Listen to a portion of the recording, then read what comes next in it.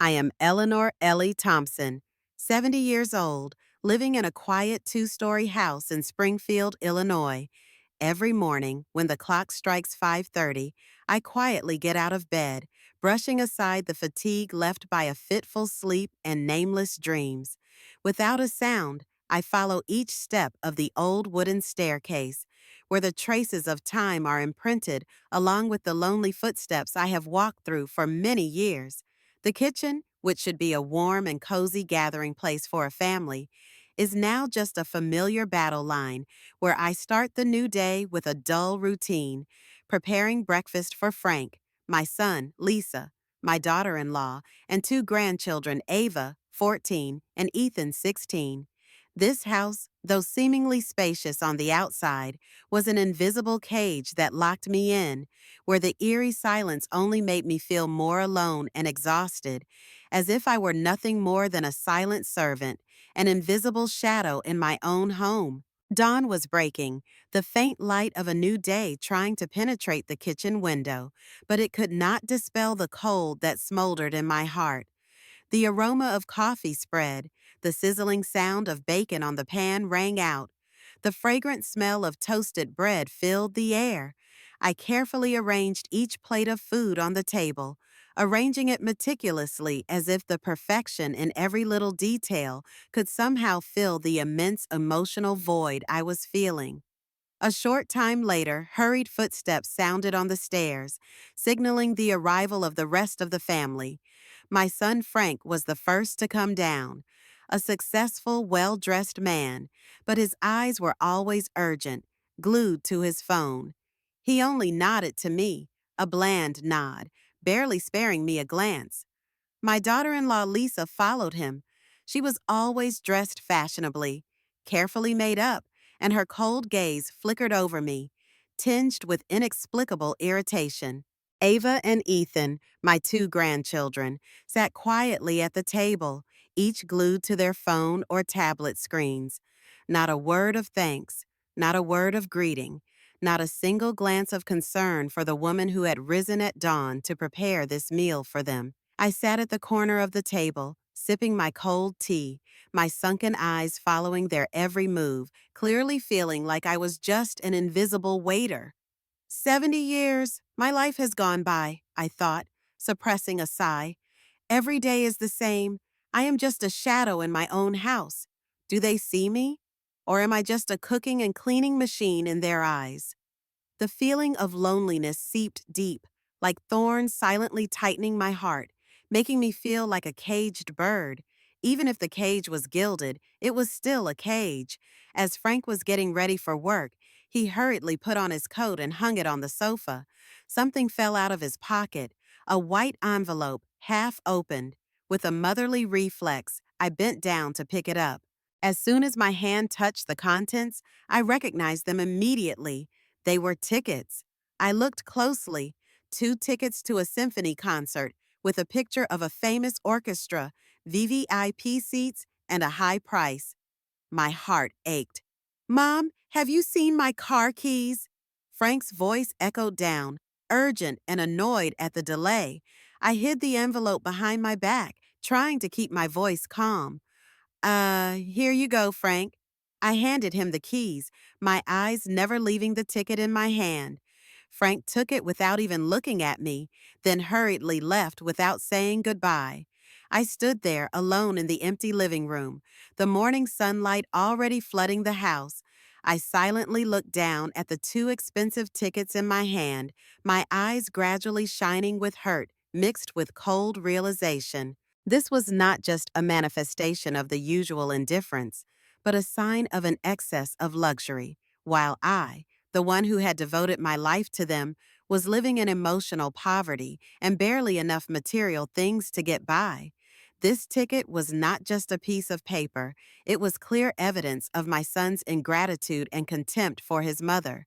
And at that moment, a small decision, like the first spark in the ashes, began to smolder in my heart.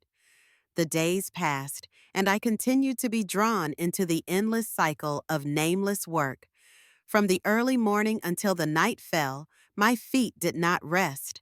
The hum of the washing machine, the steam from the iron, the rustle of the broom sweeping the floor, all combined into a sad, steady, monotonous music, the background music of my life. Clothes piled up in the basket, each of Frank and Lisa's shirts was carefully ironed and folded as if by a familiar ritual. The house was dust-free, everything was neat to perfection, but also strangely cold. I did everything quietly, alone, without a word of thanks, without a glance of recognition.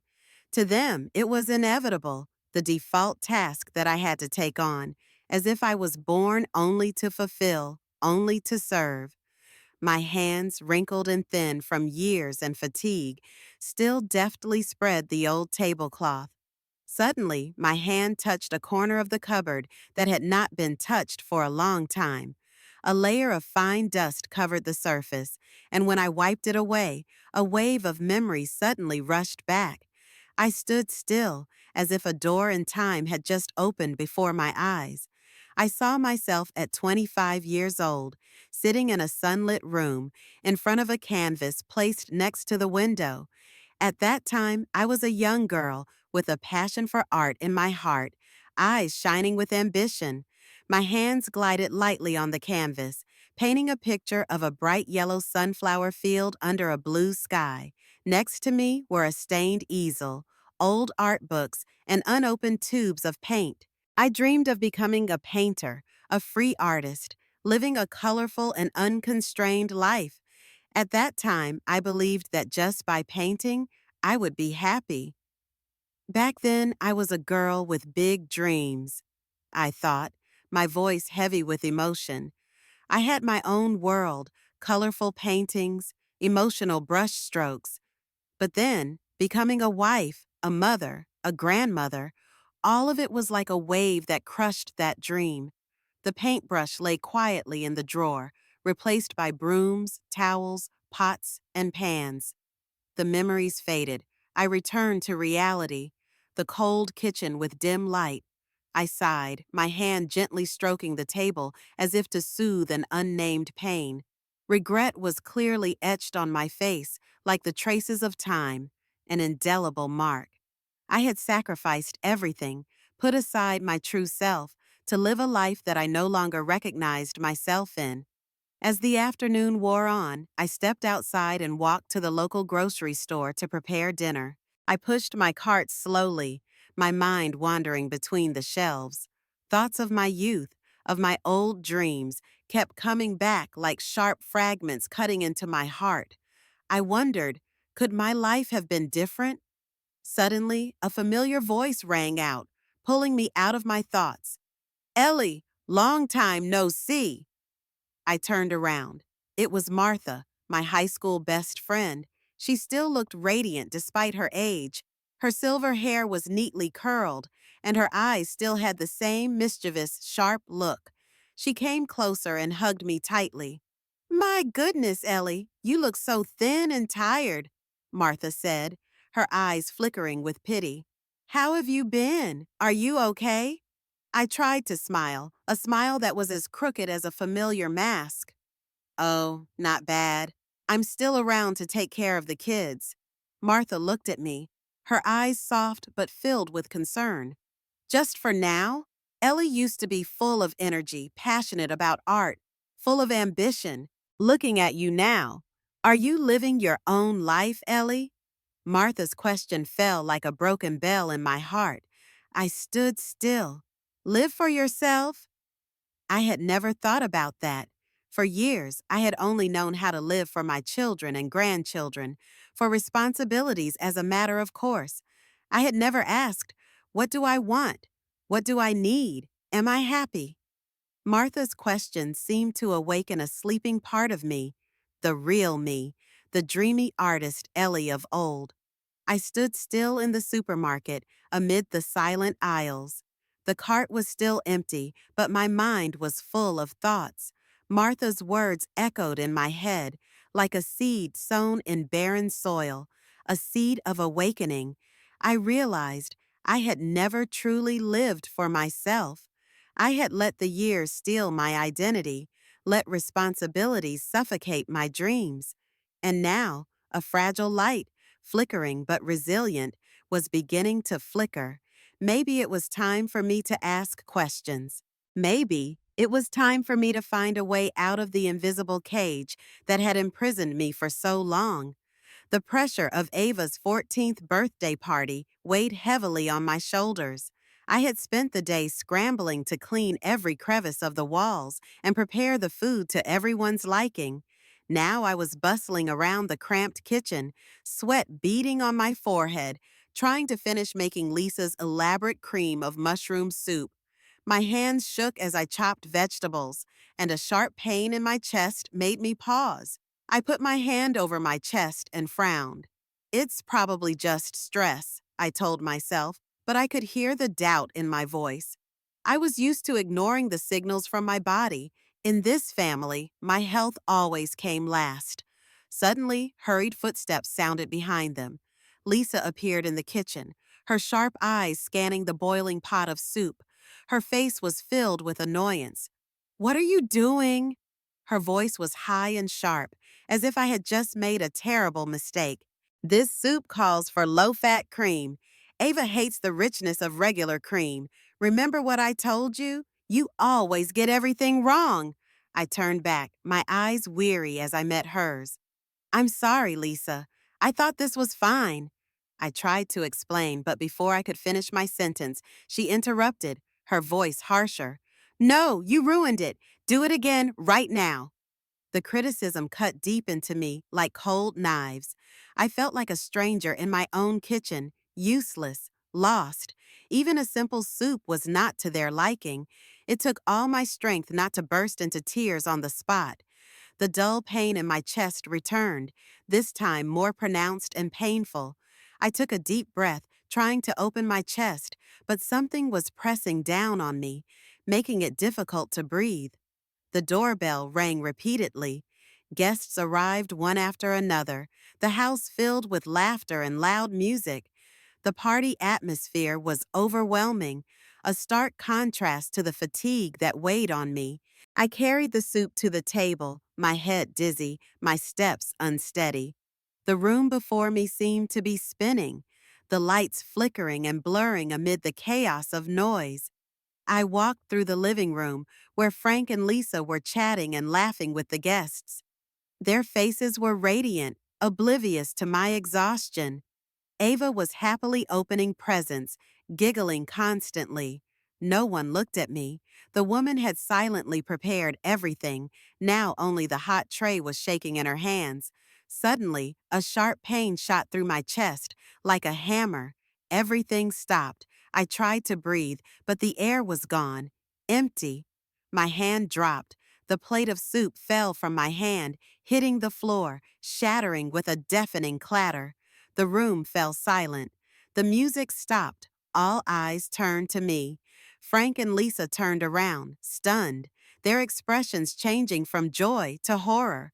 I clutched my chest, my face pale, my eyes wide with panic. The pain spread down my left arm, stinging.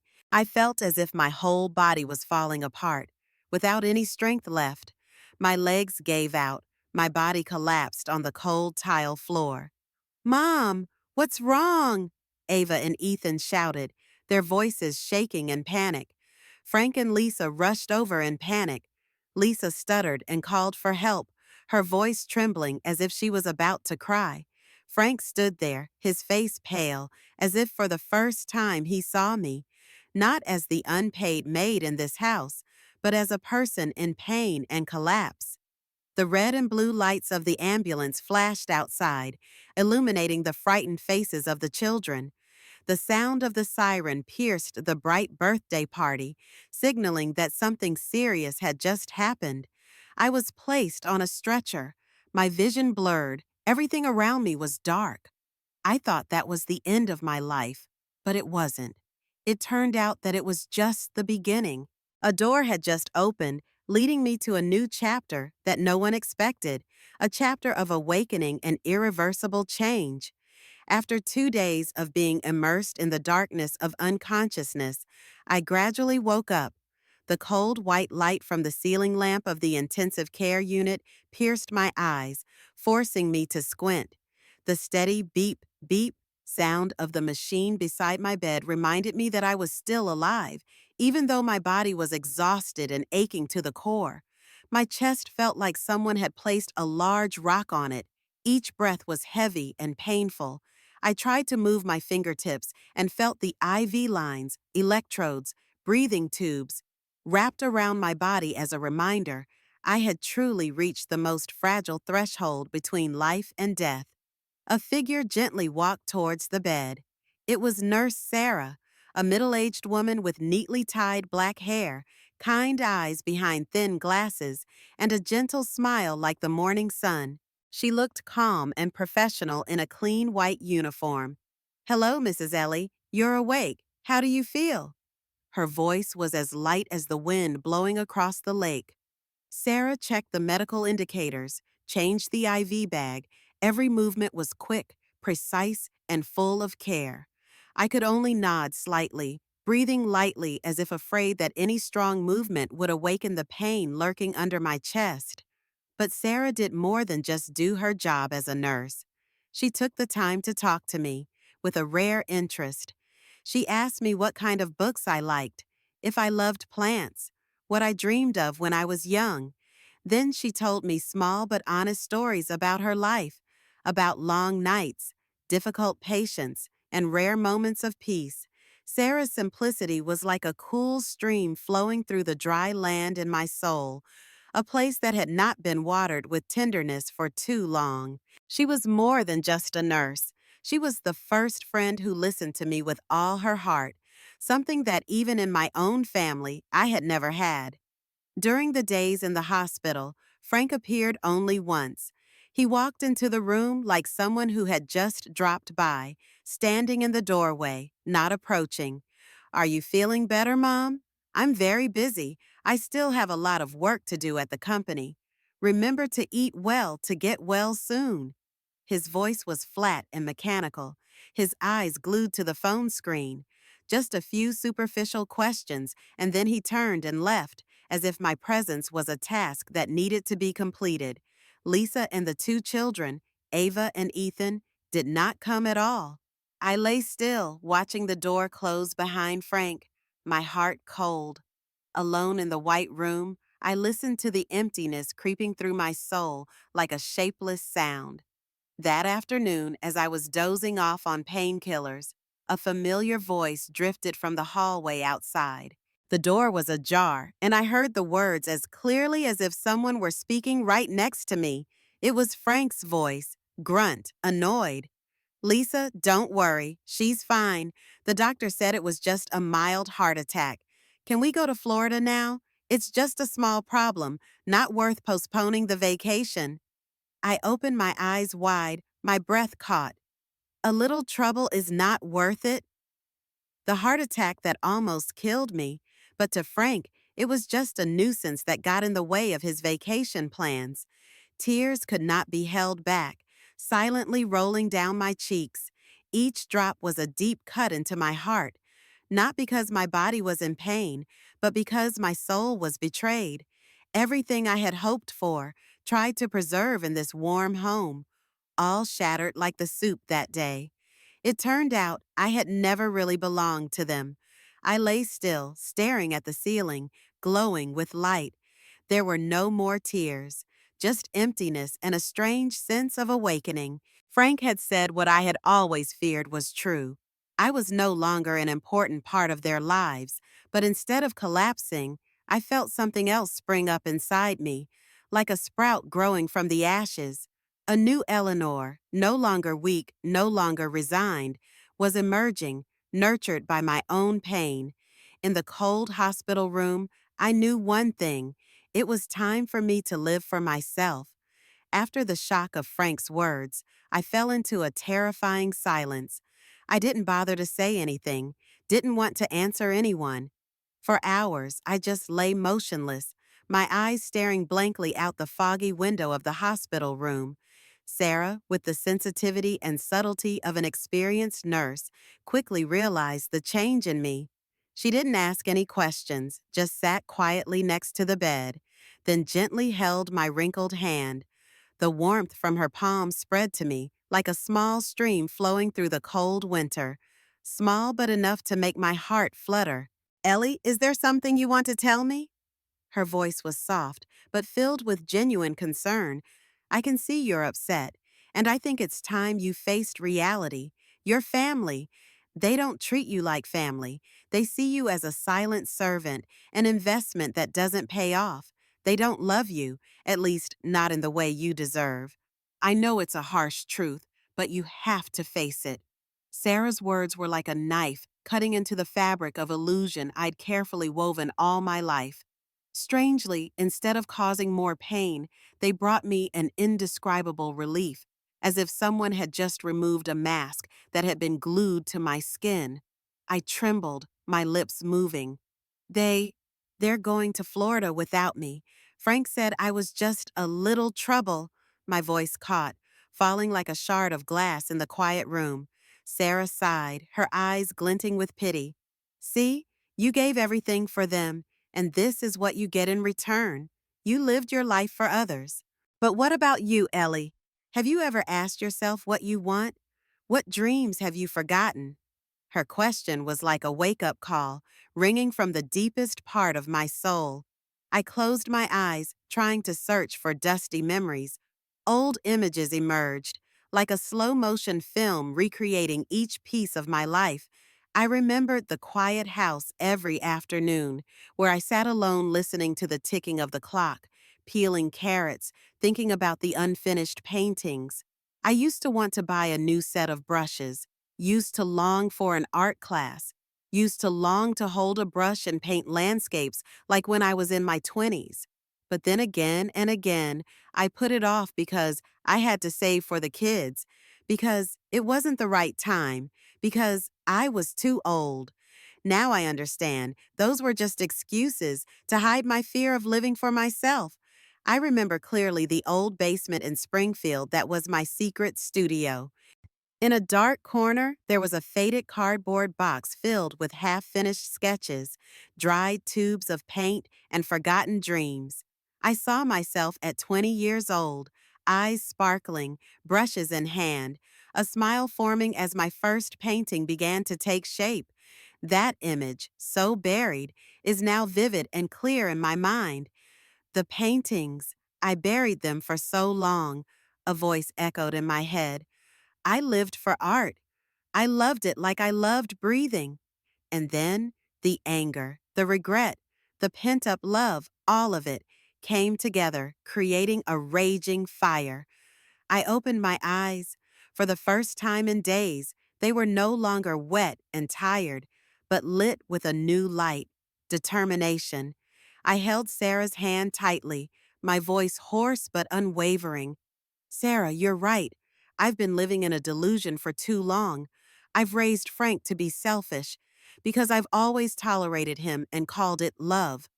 But now I know it was a mistake. I can't go on like this. I have to do something.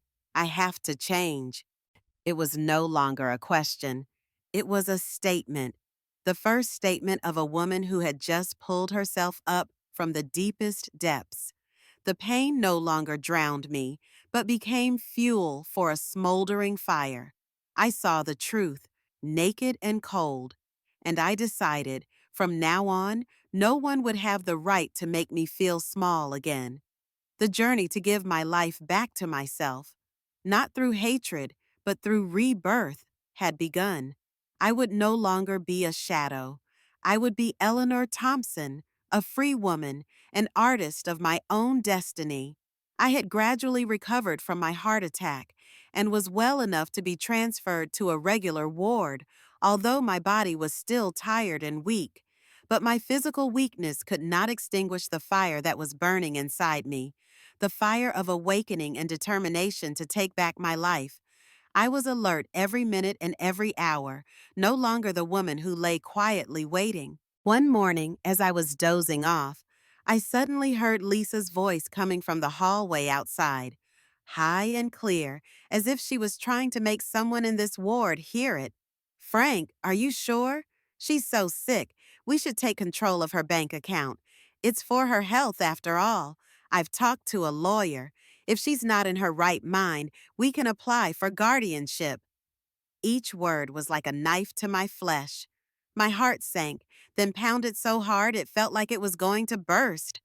I opened my eyes, trying to keep my breathing even so I wouldn't be overcome by the pain. Then Frank's voice answered, as cool as if he were discussing everyday expenses. Yeah, I think that makes sense. It's our money after all. Just stick to the plan. My hands were shaking. My breathing was labored, not because of illness, but because of rising anger. They had not only abandoned me in the hospital, they had not only been cold and indifferent, they were plotting to take everything I had saved all my life, as if I were already dead. The anger exploded in me, so strong that all my physical pain seemed to vanish. Those words were like a slap in the face, showing me Frank and Lisa for what they truly were: cold, calculating, and devoid of love. As soon as Frank and Lisa left the hospital, I asked the nurse to call Sarah. My face was pale, but my eyes were burning. I recounted everything, every word I had heard, my voice trembling but full of determination. "Sarah, you were right all along," I said, my voice hoarse but firm. "They didn't just abandon me. They're trying to take everything I have. I won't let them. I'll defend myself. Do you know a lawyer you can trust?" Sarah stared at me, her eyes serious and filled with admiration. She didn't hesitate. "I have a friend, Margaret Cole. She's a good lawyer, very caring and straightforward. I'll call her right away." She immediately picked up the phone, made several calls in quick succession, then came back to me to inform me. "She'll be here this afternoon." A ray of light crept into my heart, fragile but warm. For the first time in years, I felt I wasn't alone. True to her word, Margaret Cole arrived that afternoon.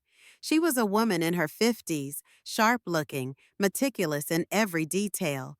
From her high bun to her cold but fair eyes.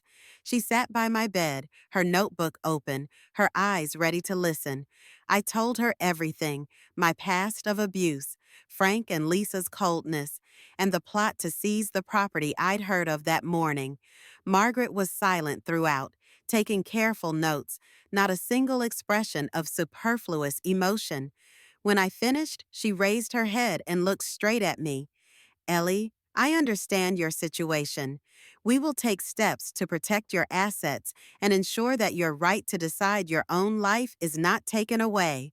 The first step is to draw up a new will and adjust your heirs. More importantly, sell your house discreetly." "I want to sell the house. I want to start over. I want to be free," I said, my voice firm. "But I don't want them to know. I need absolute secrecy. I can't let them interfere again." The decision to sell the house, which had been my home for nearly half a century, was a big, risky move. I knew that if Frank and Lisa found out, they would do everything they could to stop me, even imprison me by any means necessary. I couldn't let that happen. I had to act wisely and discreetly, and I could only trust the only two people who were by my side: Margaret and Sarah. They weren't blood relatives, but they were the first two people who had truly stood by me. I lay back in my hospital bed, staring out the window at the slowly fading sunset. The last rays of the day were a pale yellow, spreading evenly over the distant treetops. There was no longer fear in my heart, no longer paralysis. Instead, there was a steely will and a plan that was slowly taking shape. I knew I had to proceed cautiously, but I also knew I would not let them win. I would reclaim my life bit by bit until I was truly free. While Frank and Lisa were enjoying a lavish vacation in Florida, completely unaware of the quiet developments back home, I left the hospital, recovered enough to take action. With the strong support of attorney Margaret Cole, all legal procedures were carefully prepared, discreetly down to the last detail.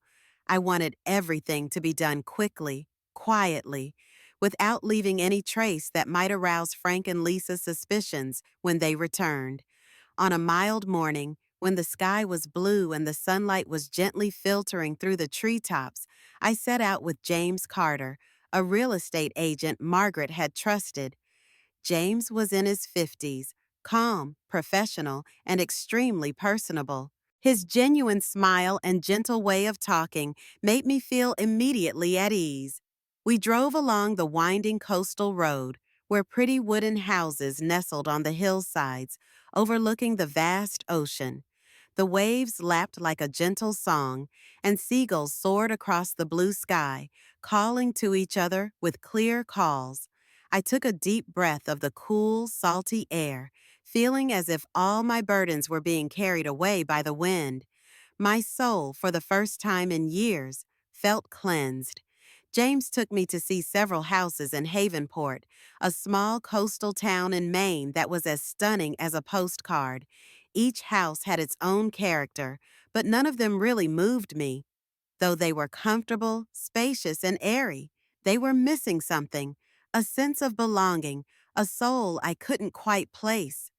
It wasn't until James turned onto a quiet side street on the edge of town, away from the hustle and bustle of the residential areas, that my heart really stirred. "This is one of the last houses I want to show you, Ellie," James said, his voice low but full of enthusiasm. And then I saw it. A small white house with a bright red tiled roof, nestled in a garden filled with flowers. Roses, hydrangeas, and wildflowers, blooming in the early morning sun, seemed to welcome a distant traveler back. From the porch, I could clearly see the vast ocean, where small boats were quietly anchored on the sparkling water. My heart clenched for a brief moment, both surprised and moved. "Oh, James, this house, it's amazing," I said, my voice breaking. This wasn't just a house, it was a dream I'd thought long dead. "This is one of the oldest houses in Havenport." James smiled kindly. "The previous owner was an artist, and he loved flowers. This whole garden was his life's work." I stepped inside. The morning sunlight streamed through the windows, bathing the cozy living room, where the cream-colored walls and old wooden floors told the story of time. I walked through each room, touching the small details, feeling the quiet, gentle atmosphere that pervaded the space. In the backyard, I imagined myself sitting on the porch, sipping tea, drawing, and listening to the sound of the sea echoing like a whisper of freedom. It was the moment I knew for sure. This was where I belonged, where I could live without having to brace myself or play the role of the docile mother.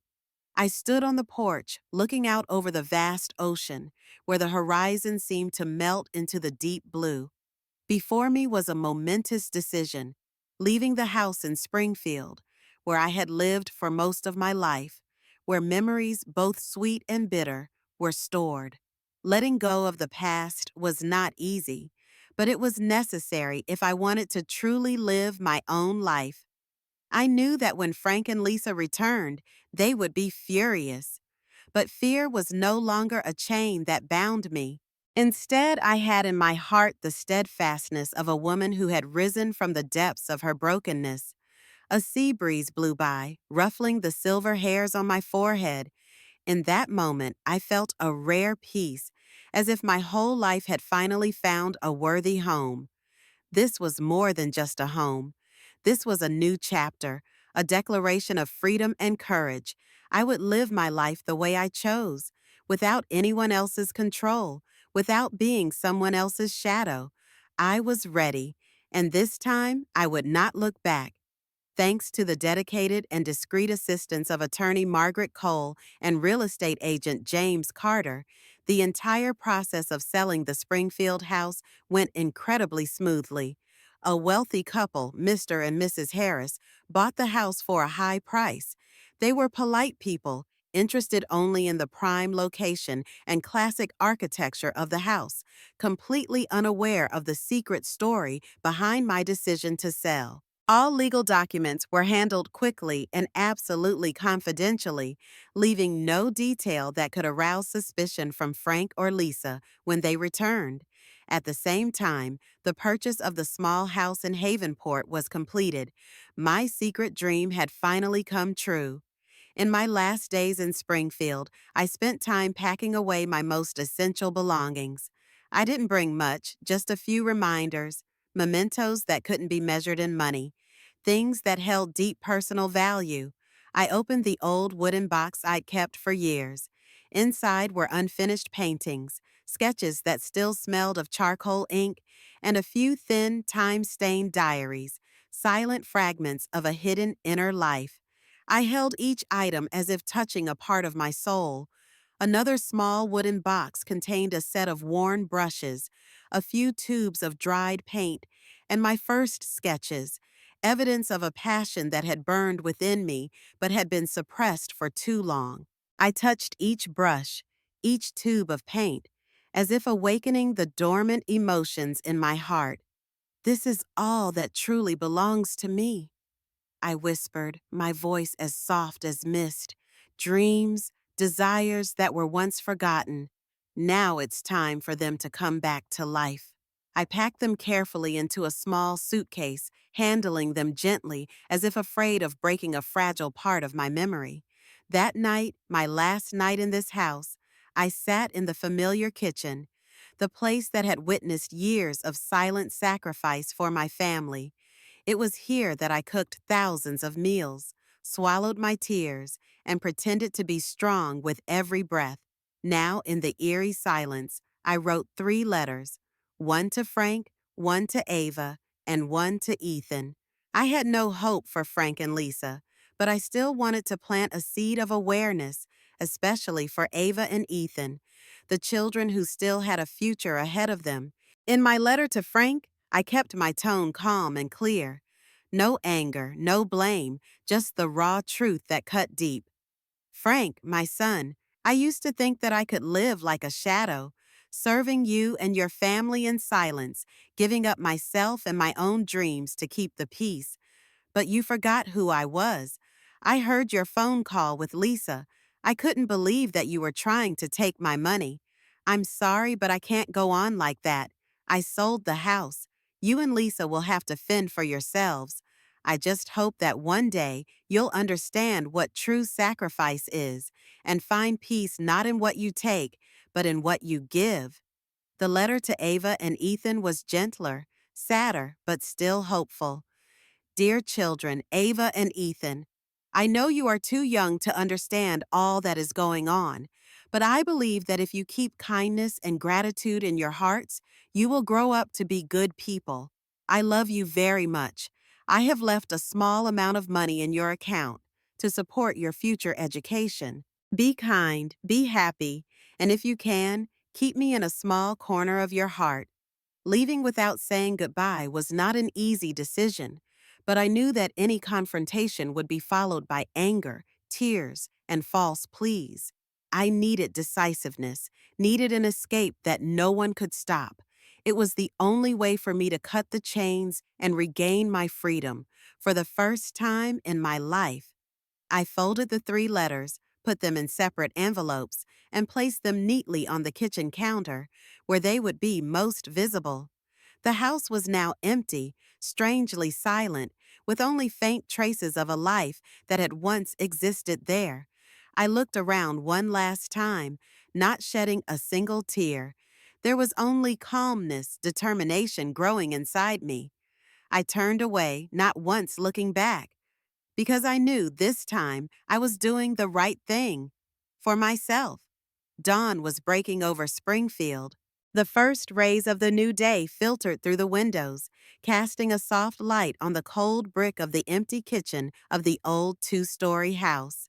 The house still stood there, sturdy and familiar, but now it was just an empty shell, no voices, no signs of life, just a long silence between the walls that had witnessed joy and sorrow. On the kitchen table, 3 white letters lay quietly as the last evidence, a wordless farewell, a silent declaration of an old chapter that had closed, and a new door that was being opened.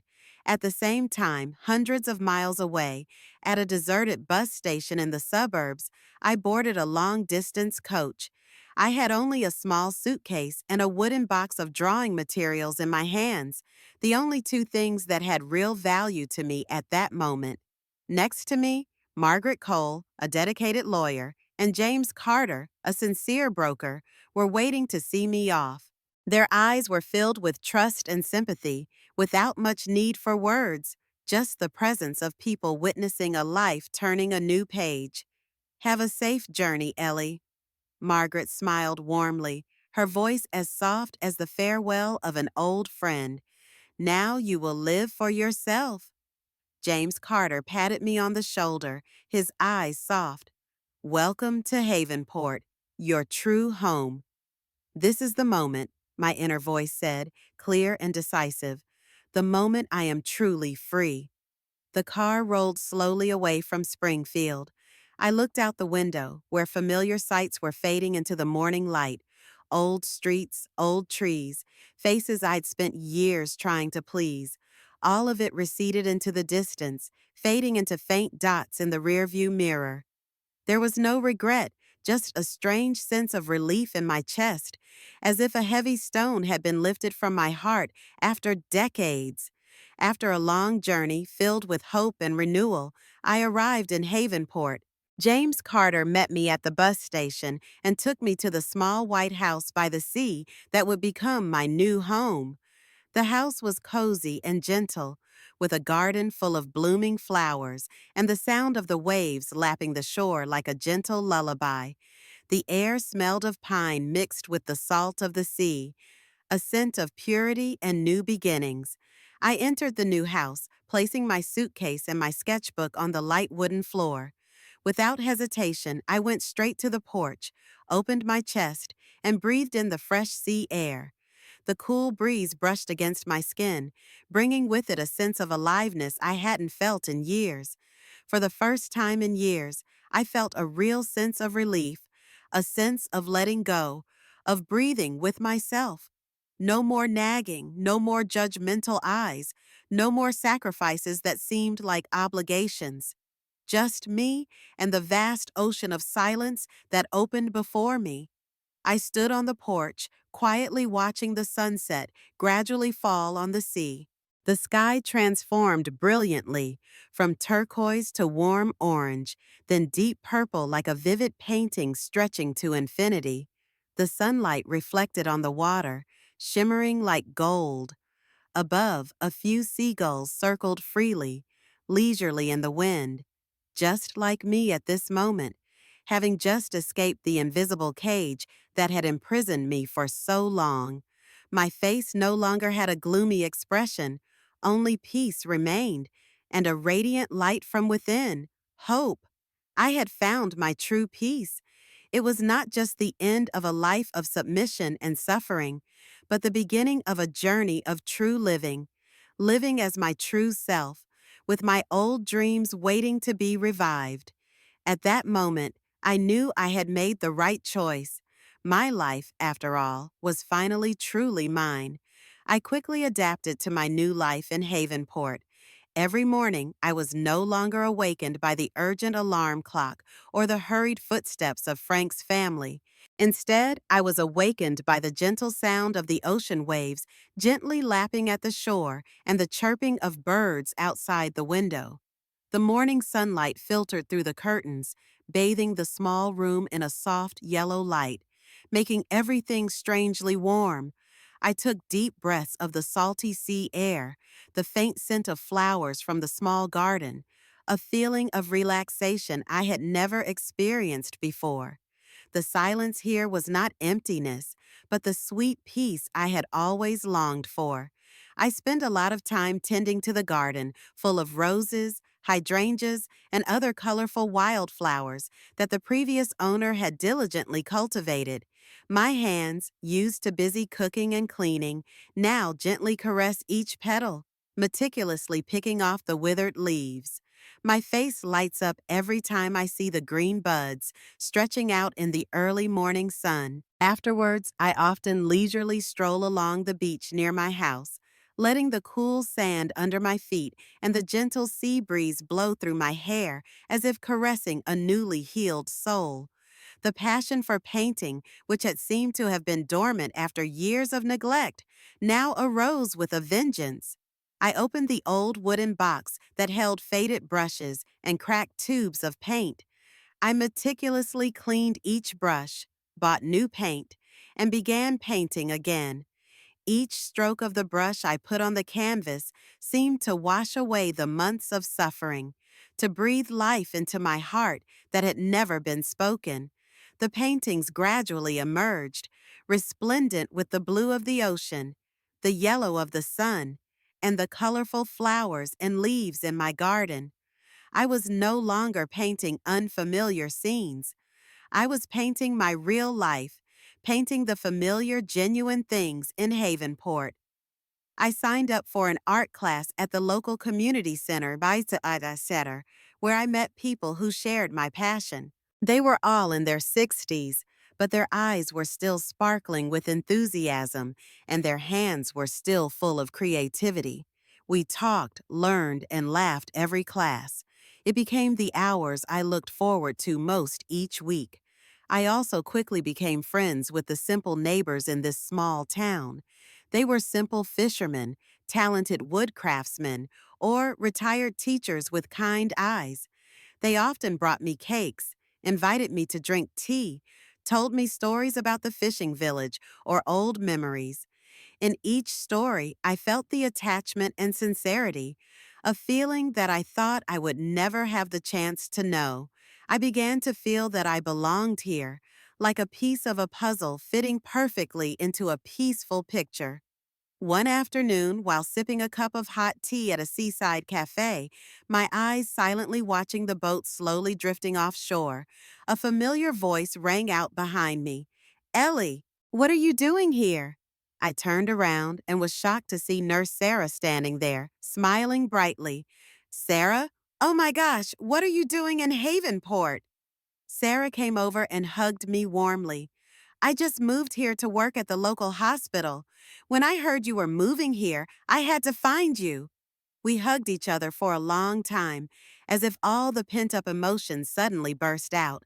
Sarah, who had been my spiritual support during the most difficult period, now appeared in the new chapter of my life like a gentle miracle. From that day on, we often walked along the beach together, talking endlessly about the paintings I was drawing, about the future, and about the good things that were waiting for us. I gradually found joy in life again, a simple but genuine joy. I realized that age is never a barrier to starting over. I am living proof that it is never too late to pursue what makes you happy. My life, once shrouded in the darkness of resignation, is now as bright as the dawn after a storm. I sat on the porch, a cup of tea in my hand, staring out at the vast blue sea. Sarah sat next to me, laughing and joking. I felt a sense of peace, freedom, and fulfillment that I never thought I would have. Every day in Havenport was a gift, a reminder that my decision was right, that it was worth it, the beginning of the life I should have lived long ago. A few days after I left, Frank and Lisa returned from a lavish vacation in Florida, their faces still glowing with the afterglow of sunshine, sea, and expensive cocktails. The shiny car rolled into the familiar driveway. They got out, pulled their luggage, and pushed open the door with excitement, as if to bring the warm sunshine into their home. But within seconds, a strange feeling immediately came over them. The house was unusually empty. There was no sound of pots and pans clanking in the kitchen, nor was there the familiar sound of my footsteps echoing in the hallway. The air in the house was strangely quiet, as if the place had been abandoned for days. "Where's Mom gone again?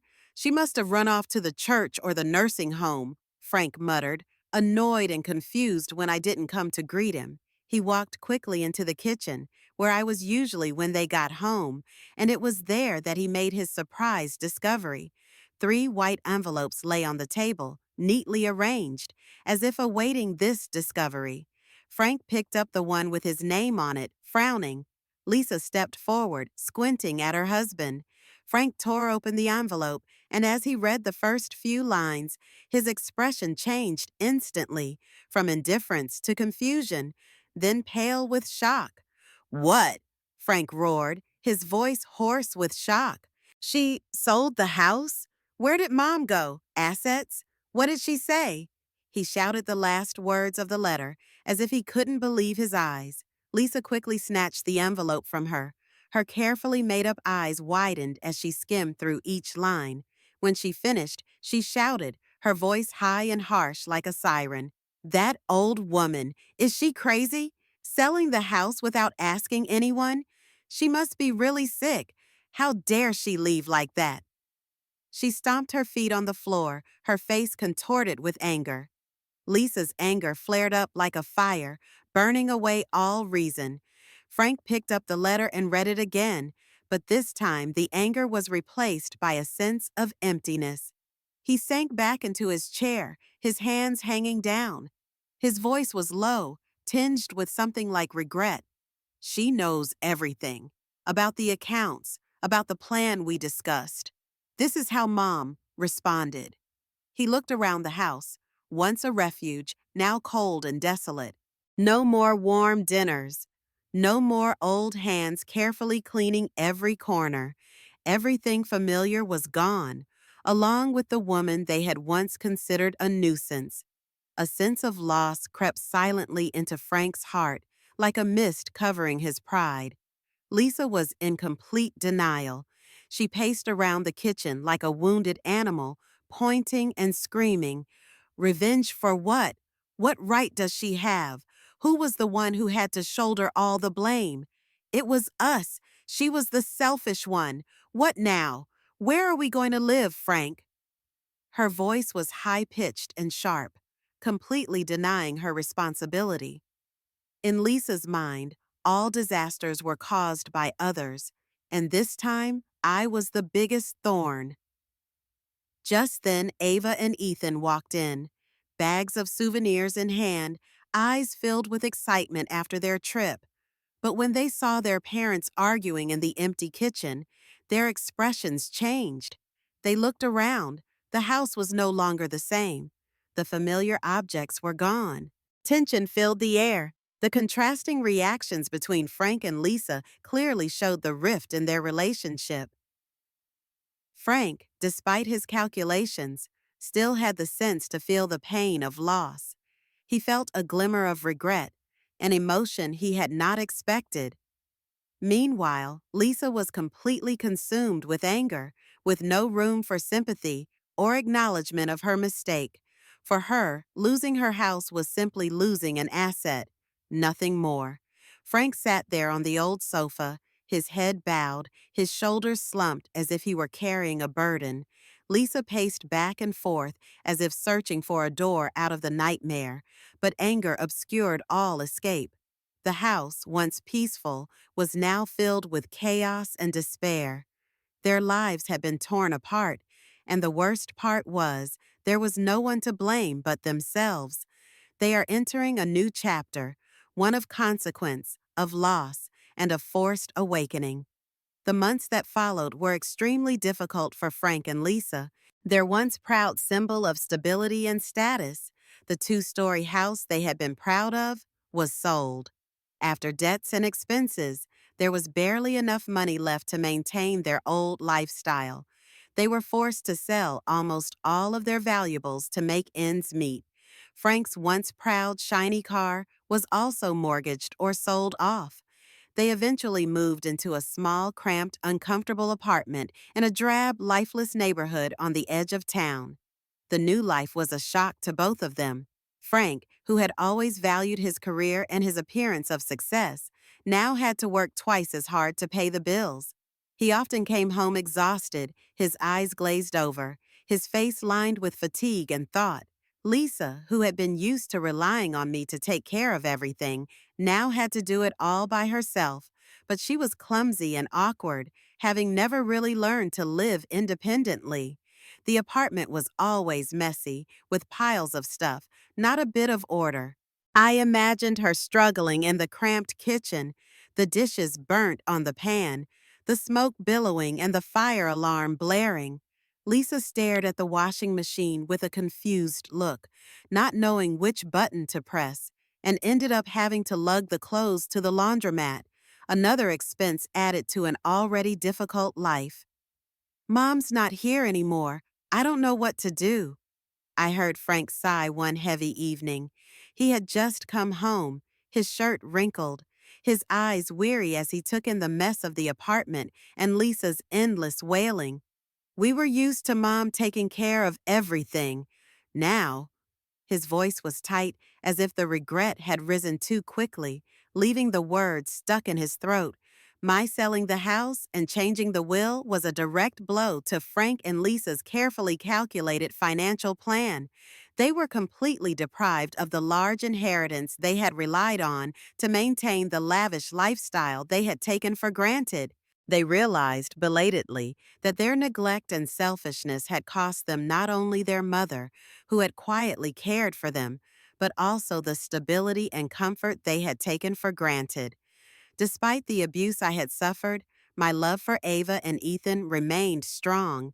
I could not let the children suffer the consequences of their parents' mistakes, so I quietly set aside a small amount of money in a separate savings account, enough to cover their education for the next few years. I did this through my trusted attorney, Margaret Cole, to ensure that Frank and Lisa would not be able to access or use any of the money. I imagine that one day Ava and Ethan will receive a notice about the money in their bank account.